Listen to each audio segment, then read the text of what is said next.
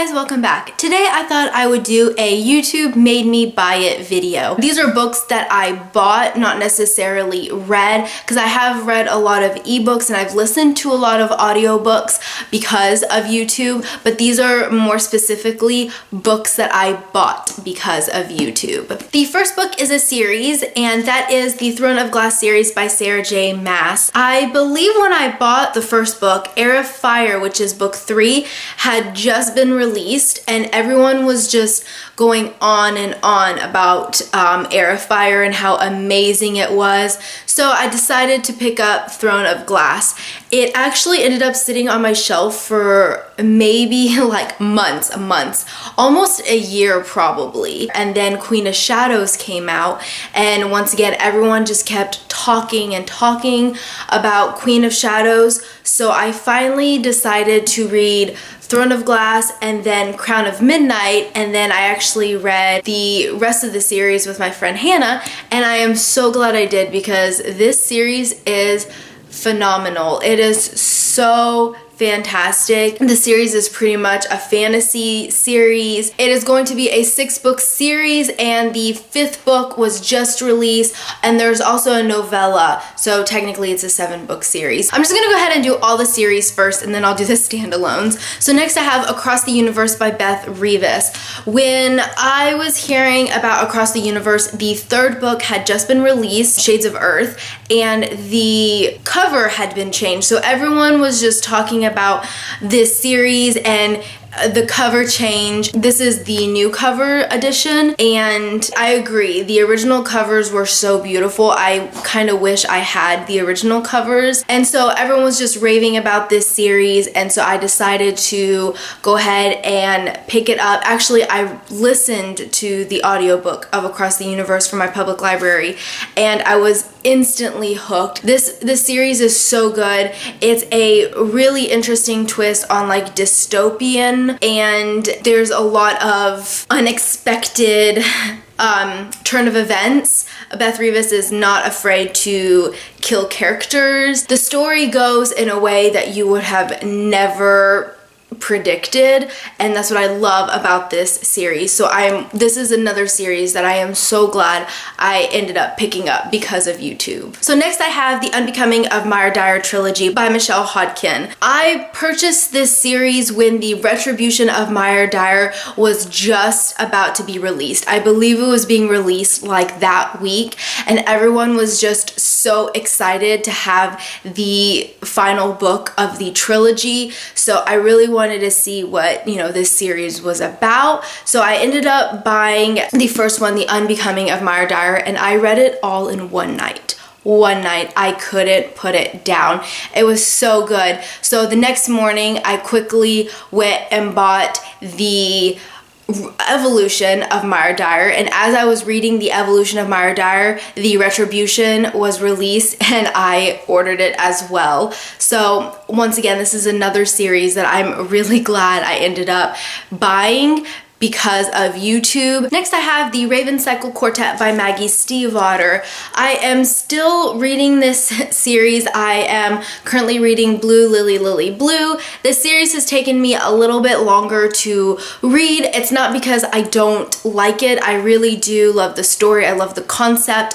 I love kind of the science behind the magic in this series. If you haven't read it, I really recommend it, but Maggie Stiefvater's writing is very different. It's poetic, there's a lot of description, it's very wordy, so it kind of takes me a little while to read it. But Blue Lily Lily Blue had just been released when I ended up purchasing this series, and I may have purchased it because of the covers as well. I think the Raven Cycle covers are some of the prettiest covers I have on my bookshelf, so that was another reason why I decided to purchase it. Next I have the Lunar Chronicles by Marissa Meyer. This is book 1, Cinder. I am still currently reading this series as well. I am about halfway through Crest, which is book 3. This is a 4-book series, and I really enjoy it. They are fairy tale retellings. So the first one, Cinder's about Cinderella, and then Scarlet is about Little Red Riding Hood, Cress is about Rapunzel, and I'm actually not sure what Winter is about because I haven't read it yet. So when Cress had just been released as well, you can see there's a theme. It's pretty much when the third book gets released that I decided to jump into the series. I didn't like Cinder as much as I did Scarlet, and as much as I am enjoying Cress, I felt like Cinder was a little bit slower than the other ones. It was a really good build up, like a first intro book to getting introduced to this new world, and I really am enjoying it. Okay, now we're gonna move on to standalones. First, I have Fangirl by Rainbow Rowell. I had never read a Rainbow Rowell book, and I'm a little picky when it comes to contemporary.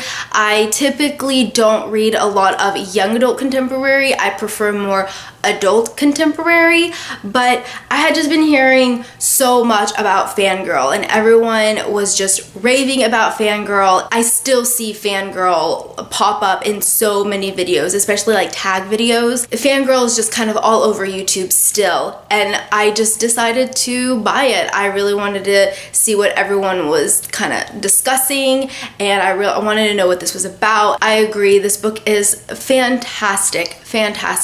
It is one of my favorite young adult contemporary books, and it's definitely going to be a reread for me. I absolutely love it. Next, I have Carry On by Rainbow Rowell again. So many people had so many great things to say about this book, and it is kind of a spin-off of Fangirl. In Fangirl, Kath is writing fan fiction for Simon Snow, which is kind of their version of Harry Potter, and this is the story of Simon Snow. Once I heard about the premise, I wanted to pick it up so badly. So I ended up picking this up because I saw this book kind of all over YouTube when it was first released, and it's Rainbow Rowell's like first fantasy book, I believe, and I loved it. I have read this book at least 3 times already. It is so good, so good.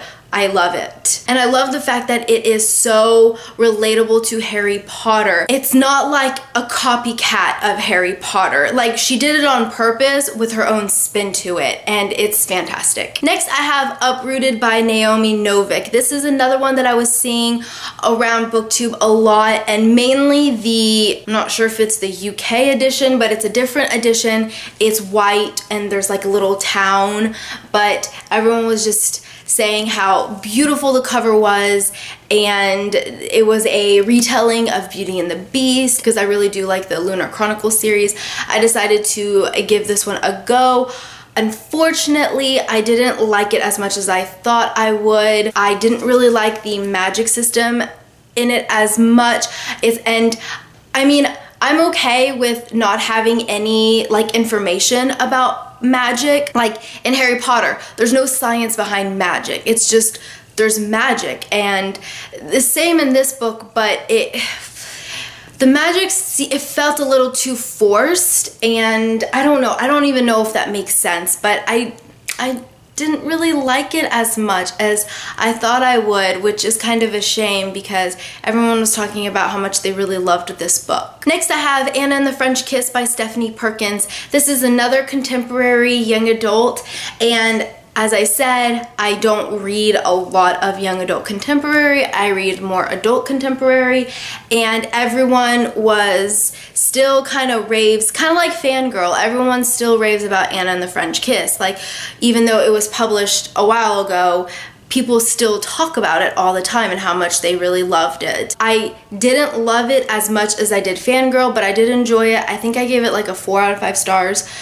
whereas I gave Fangirl 5 out of 5 stars. It was still really cute, and I still really enjoyed it, but I probably won't be reading the other 2, Lola and the Boy Next Door, and then Isla and the Happily Ever After. Right now, it's not on the top of my list, but this is another one that I probably would have never picked up if it hadn't been for YouTube. And lastly, this is a book that I haven't read yet, but to be honest, I did buy it because of YouTube, and that is Illuminated by Amy Kaufman and Jay Kristoff. I love the idea of this book. It's supposed to be like a sci-fi mystery, I think. the formatting is very different. It's not just like a typical novel. It's got different excerpts, I believe, of like newspapers possibly, and like emails and stuff like that. I'm not sure because obviously I haven't read it, but honestly I really did buy this book because I've just been seeing it all over YouTube, and everyone is saying how amazing the second book of this series is, Gemina. So I want to pick up Gemina now, but I can't pick up Gemina until I read Illuminated, and a lot of people have loved Illuminated as well. So yes, I'm excited to give this one a go and see if, you know, it was worth all the hype on YouTube. Alright guys, well that is pretty much it for this video. Like I said, there are so many other books that I have bought and I've read ebook, listened audiobook because of YouTube, but these I kind of tried to like